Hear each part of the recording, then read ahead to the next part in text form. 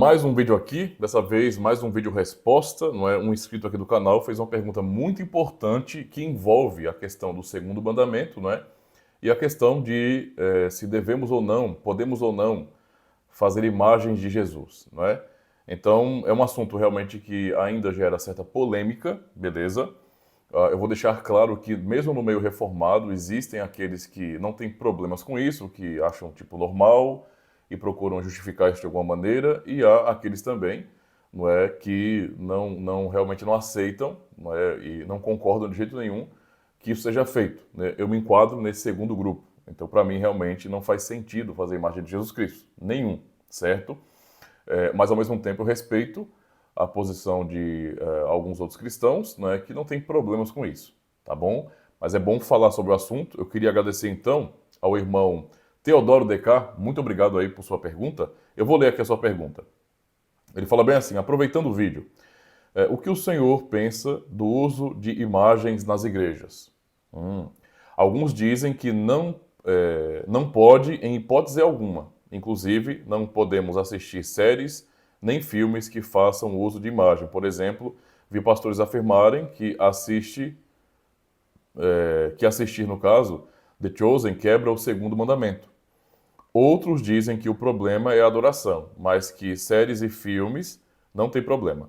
E também usam em EBDs, né, escolas bíblicas, para instruir crianças, por exemplo.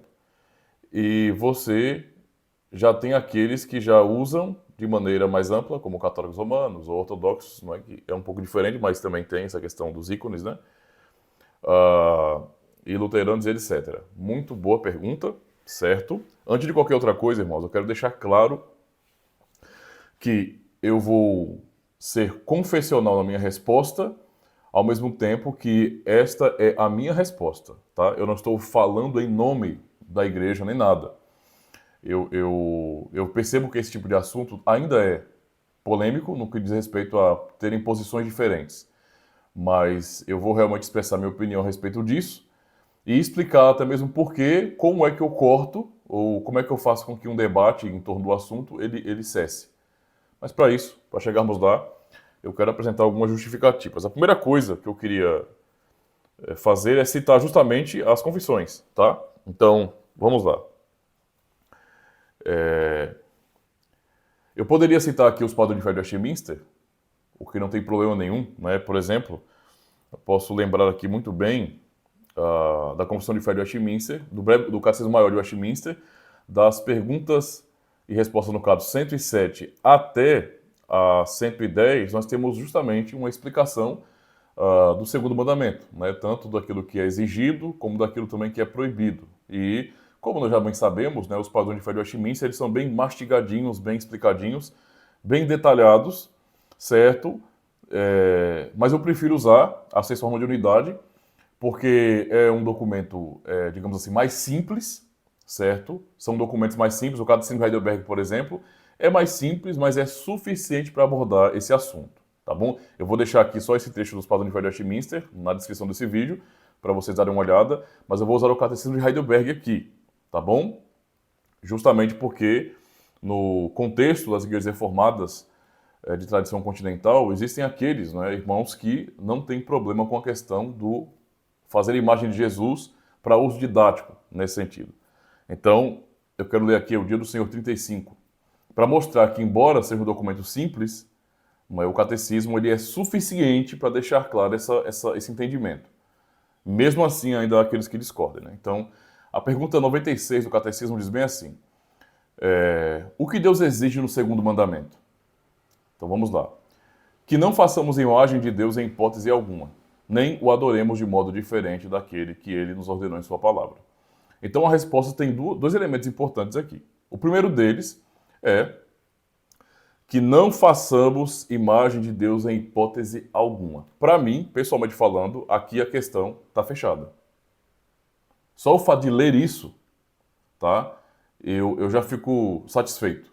Para mim é suficiente, tá? Então, não fazer imagem de Deus em hipótese alguma. Ponto. Para mim, morreu a discussão, acabou o debate, eu não quero nem discutir a respeito disso, porque é o suficiente. A segunda parte não é, ou seja, também cabe um também aí, né? Então nem ou adoremos de um modo diferente daquele ordenado em sua palavra. Então, a resposta à pergunta 96 trata tanto da questão do culto, da adoração. Não podemos adorar Deus de uma maneira não ordenada em sua palavra. Isso é um ponto. Isso mostra que nós, reformados, precisamos, sim, não é? Ah, mas vocês não subscrevem o Diretório de Culto de Westminster. Sim, nós não subscrevemos o Diretório de Culto de Westminster. Mas, na prática, não é? Nós precisamos aplicar os princípios do culto da palavra de Deus, tá? Então, na prática, tudo vai ser muito semelhante nesse sentido, por conta da fidelidade à palavra de Deus, certo? Então, esse é o princípio aqui. Mas a primeira parte da resposta é que não façamos imagem de Deus em hipótese alguma. Alguns têm discutido essa questão de imagem de Jesus e concordado que não tem problema nenhum, tá? Que está tranquilo, porque tem fins didáticos, não é o que o segundo mandamento ele proíbe tem a ver estritamente com o culto. Para mim, pessoalmente, isso não faz sentido, porque, entenda, embora tenhamos princípios nos mandamentos, não é? Especialmente na primeira tábua, entre aspas, na primeira parte da lei, a respeito da nossa devoção a Deus, nosso culto a Deus, isso regula o culto público, por exemplo, isso não implica em que esses princípios não sejam aplicados em toda a nossa vida. Né? Então, para mim, não faz sentido você restringir a aplicação desses mandamentos com relação ao culto somente ao culto público. Para mim, isso se aplica ao culto inteiro da vida da pessoa. Então, é estranho para mim. Isso aí é muito estranho, esse tipo de aplicação restrita somente ao culto. Para mim, a vida de adoração não é, deve ser regulada pela lei de Deus. São os mandamentos para a vida da gente, tá? Então, isso é importante compreender. Mas eu entendo que o problema em torno dessa discussão, né, desse debate que existe de pode, não pode, deve, não deve, para mim é antes dos mandamentos. Tá? É uma questão que é antes do debate do que o mandamento proíbe ou não. Para mim a questão é, primeiro, resolver a questão, né, resolver o princípio lá, a respeito das duas naturezas na única pessoa de Cristo. Entendeu? E esse para mim é o problema central. Né? Porque, de acordo com o que nós aprendemos, por exemplo, no credo de Atanásio, no credo niceno, veja, Cristo tem duas naturezas, divina e humana. Nós não podemos confundir, porque elas permanecem com suas características distintas, mas não podemos também separar. Não dá para separar. Não é? Quando nós olhamos para os credos antigos, nós aprendemos que quem Cristo é? Ele é Deus homem. Então não faz sentido eu particionar Cristo e querer justificar, por exemplo, vou fazer imagem da parte humana de Jesus. Certo? Isso não faz sentido. Imagina essa aplicação nessa resposta do catecismo. Que não façamos imagem de Deus em hipótese alguma. Então eu não posso fazer imagem do Pai, nem do Espírito Santo. E eu não vou fazer imagem da parte humana do Filho, da terceira pessoa da Trindade. Da segunda pessoa da Trindade, aliás. Isso não faz sentido. Isso, sinceramente, é uma dicotomização. Não é? É olhar para Cristo de maneira dual. Sim, ele tem duas naturezas. Mas Deus assumiu a natureza humana. Então, uma vez que ele assumiu, ele não preencheu a natureza humana, mas ele assumiu a natureza humana, não dá para separar mais isso. Tá? Ele agora é eternamente Deus homem. Não dá para separar isso. Então, não faz sentido para mim pensar em Cristo, não é, de outra forma. Toda vez que eu penso em Cristo, eu penso em Deus homem. Quem Cristo é? Deus homem. Ele não é meio Deus, meio homem, metade Deus, metade homem. Não. Ele é Deus homem. Porque ele assumiu a natureza humana. É isso que eu vejo. E é isso que eu aprendo nos credos antigos. Então, quando o catecismo diz que não devemos fazer imagem de Deus em hipótese alguma, eu não consigo tirar Cristo dessa equação. Ah, mas aí você está concordando com os padrões de fé de Westminster. E daí? Eu concordo mesmo com os padrões de fé de Westminster. Concordo mesmo. É uma confissão reformada, de verdade. E eu não preciso nem dos padrões de fé de Westminster para poder afirmar isso, porque o catecismo de Heidelberg é suficiente para dizer essa mesma verdade. Como estamos lendo aqui, de maneira bem definitiva. Quem me ouve falar então sobre o catecismo vai poder responder assim de repente. Ah, mas tem que entender que na época, não é, a luta era contra os católicos romanos, não é? Então havia aquele contexto lá. Então, só que eu não consigo fazer uma análise histórica nas igrejas reformadas e ver quando que isso foi promovido na história das igrejas. Então, para mim, não é uma questão somente do... mas é o contexto, o contexto. Não, não. Isso é uma compreensão teológica que, para mim, permanece. É uma aplicação, não é, daquilo que aprendemos nos credos antigos e também na lei de Deus, não é? E por isso explicado no catecismo assim. Então, para mim, a pergunta 96 e resposta, no caso, define muito bem a questão. O que é que Deus exige no segundo mandamento? Que não façamos imagem de Deus em hipótese alguma, certo? E Deus, para nós cristãos, é Pai, Filho e Espírito Santo. Entendeu? É simplesmente isso. Eu não consigo pensar de outra maneira. Não dá. Isso para mim é incoerente. Isso vai contra os credos antigos. E contra o catecismo aqui também. Certo? Então, dizer que, mas é contexto, para mim isso é uma outra linha de interpretação, não é? Que se adequa mais, talvez, com o sentimento da maioria. E eu não estou muito preocupado com o sentimento da maioria. Certo? Então, para mim é uma situação resolvida. Mas, vamos lá, vamos continuar. Então, deu para entender de maneira muito clara que eu sou contra, não é, o fazer a imagem de Jesus Cristo, e eu, pessoalmente, então, não promovo isso, não aceito sendo praticado, não promovo na minha casa, não promovo na igreja que eu pastoreio. Não é? Inclusive, no próximo domingo eu estarei pregando sobre o segundo mandamento, e como eu devo ser realmente coerente, eu vou pregar contra isso, né? Eu vou falar sobre muitas coisas que talvez incomode, até mesmo reformados, mas é a minha fé. A não ser que alguém queira abafar a minha consciência, dizendo que eu estarei indo contra as confissões. Então, eu estou lendo as confissões aqui. Estou lendo o Cassiano Heidelberg. O que eu estou dizendo não é contra o catecismo, pelo contrário, eu estou explicando o catecismo. Certo? Então, isso é importante. Tá? E, eu digo mais, se por acaso o catecismo estivesse apoiando isso, não há um catecismo reformado que apoie a prática, essa prática moderninha, né?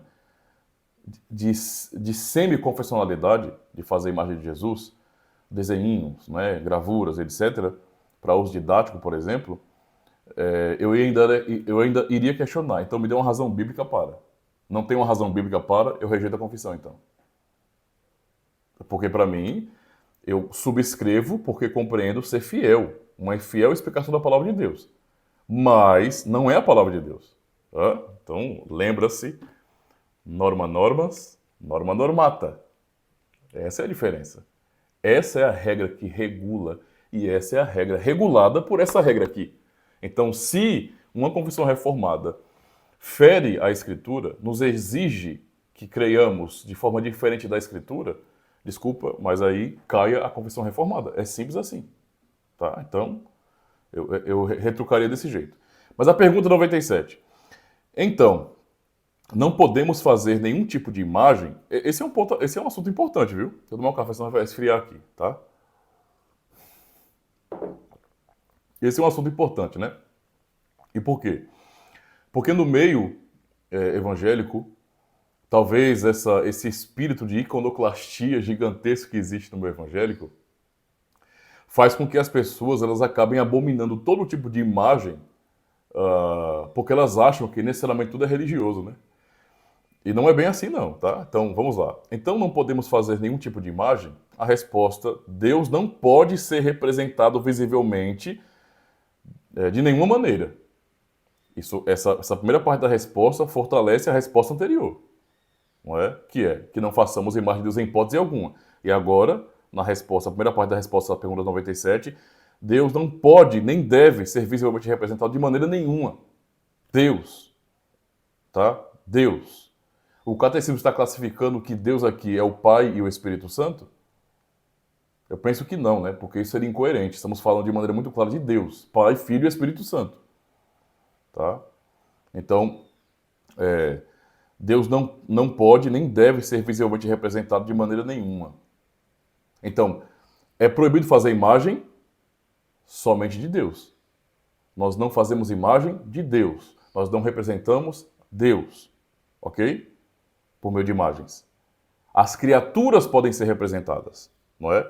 Então aqui, ó, as criaturas podem ser representadas, mas Deus nos proíbe fazer ou ter imagens para adorá-las ou para servi-lo por meio delas. Então, eu não posso fazer imagem para servir a Deus por meio das imagens, e eu não posso fazer imagem para adorar as imagens. Isso é idolatria, ok? E Deus também não pode ser representado Não é? Ele não deve ser representado visivelmente de maneira nenhuma. Certo? Deus. Nessa segunda parte, as criaturas podem ser representadas, quer dizer que eu posso fazer, por exemplo, eu posso ter em casa um quadro grandão com Calvino. Qual o problema?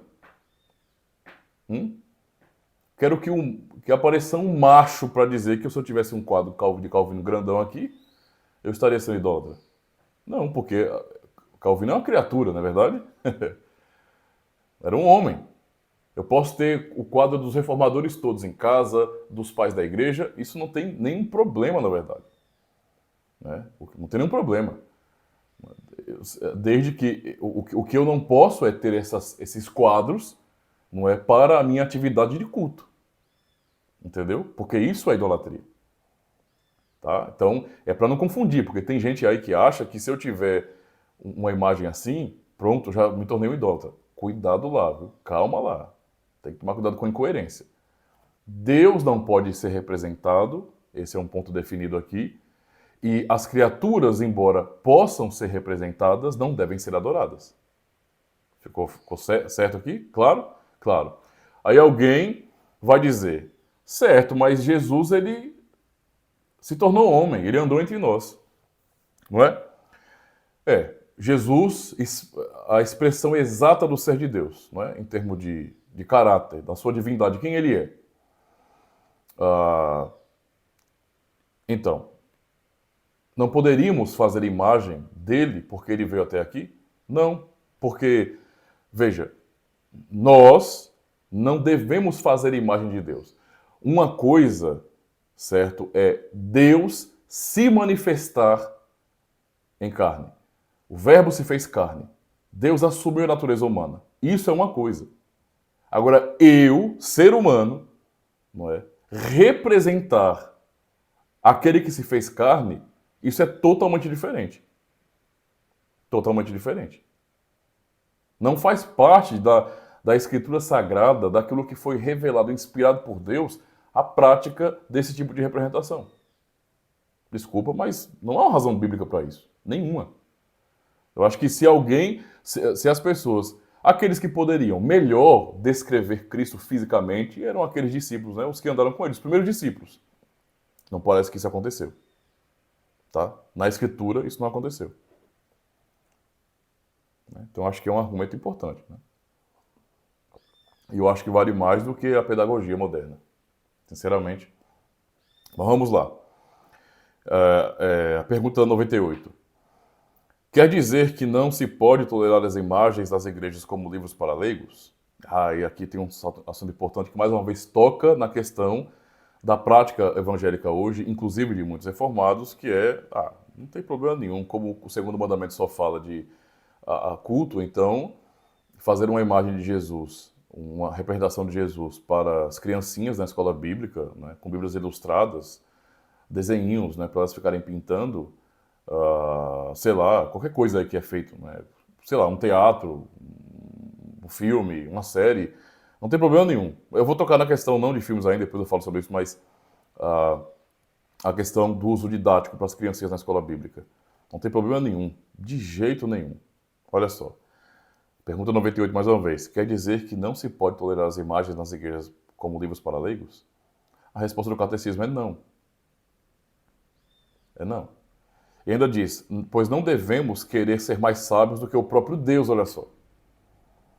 Ele não quer que o seu povo seja ensinado por meio de ídolos mudos, mas pela pregação viva da palavra. Mas notem isso aqui. Livros para leigos. Esse sendo o uso das imagens. Mas esse não é o uso, não é, das imagens, dos desenhinhos de Jesus? Não é um livro para leigos? Porque não é essa a desculpa que se dá, não é esse o argumento que se dá?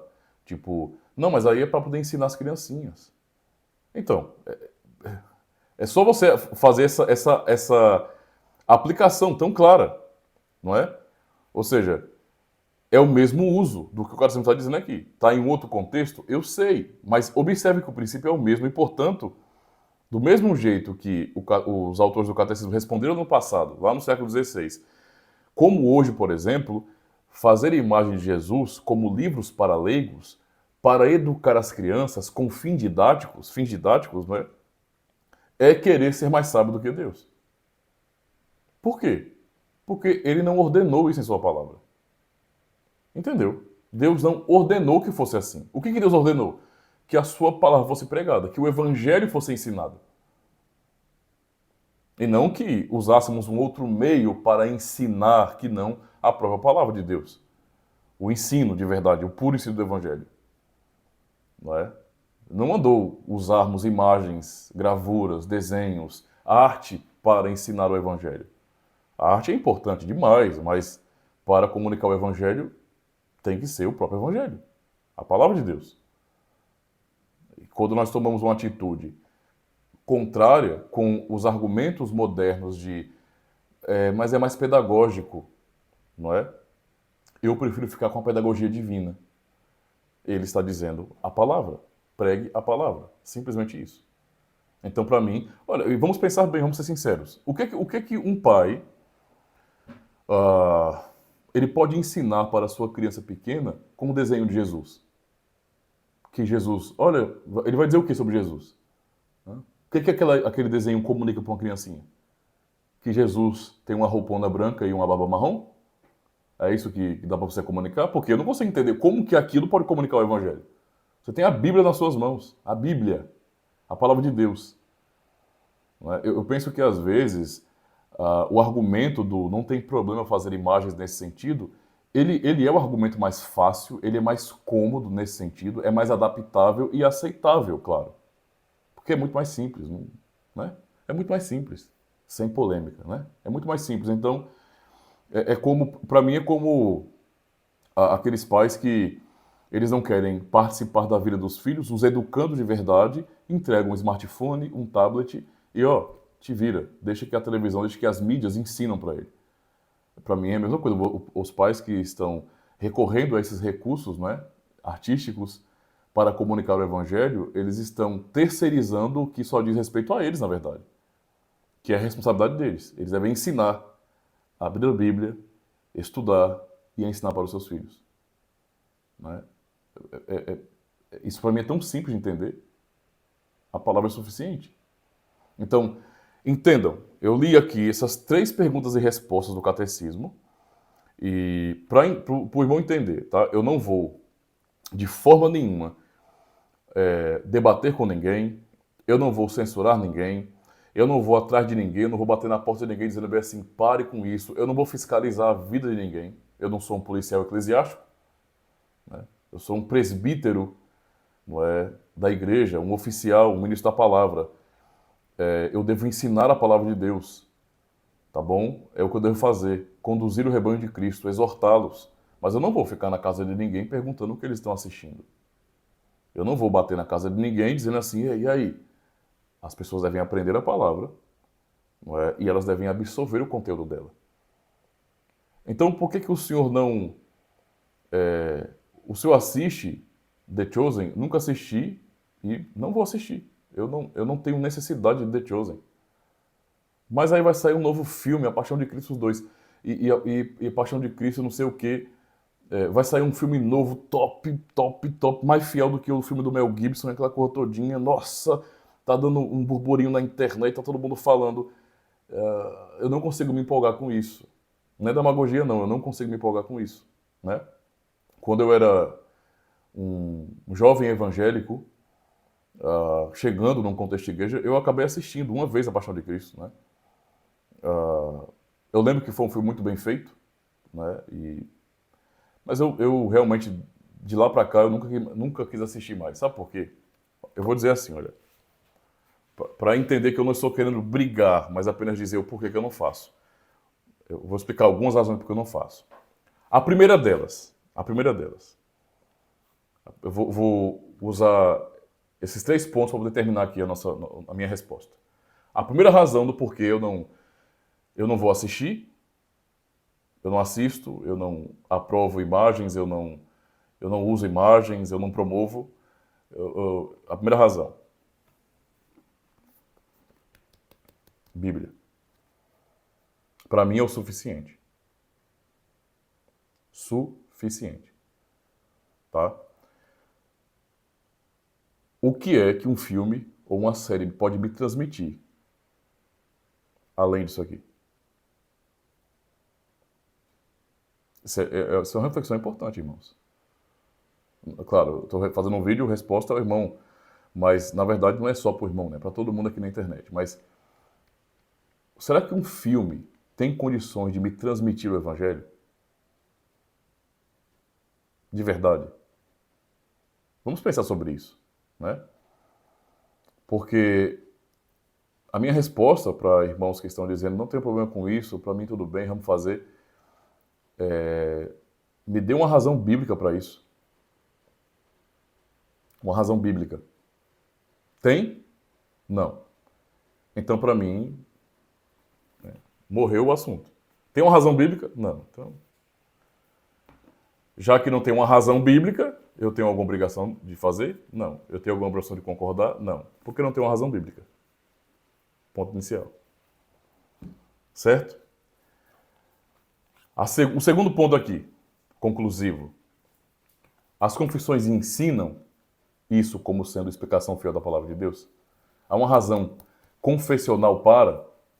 Também não.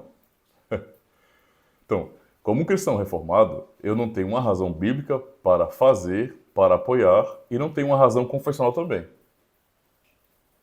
Né? 2-0. Vamos ser honestos, né? Então, eu não tenho uma razão confessional, certo? E a terceira razão é justamente essa.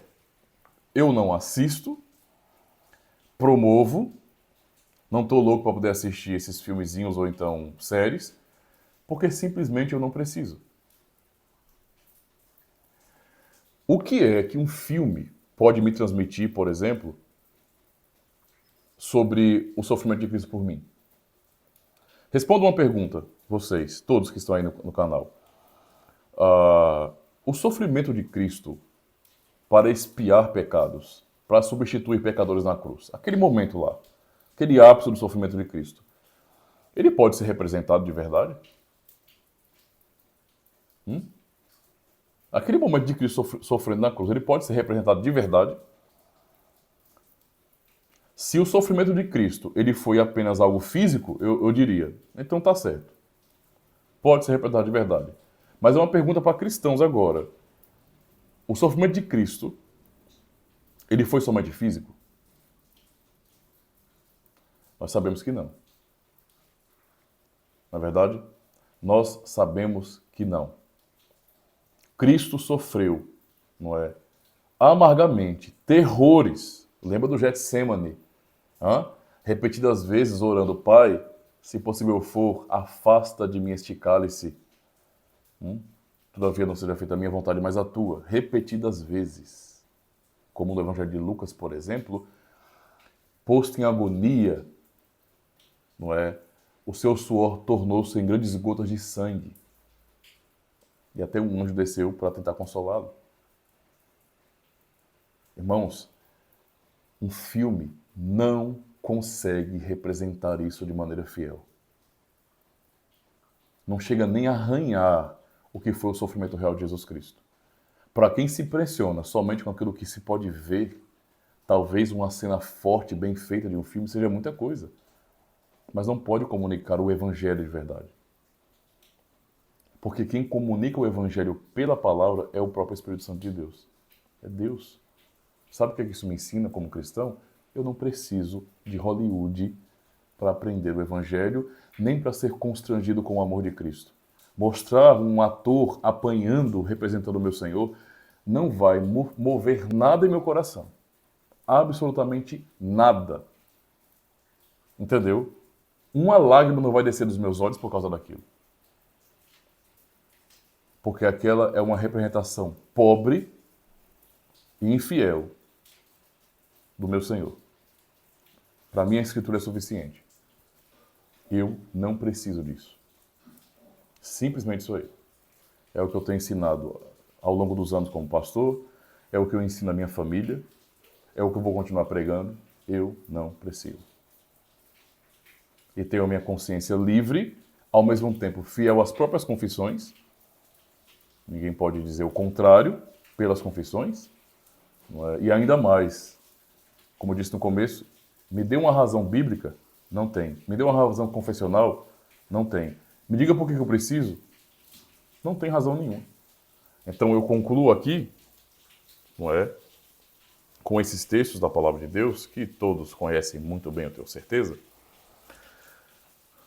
Como é que a palavra de Cristo deve habitar em nós?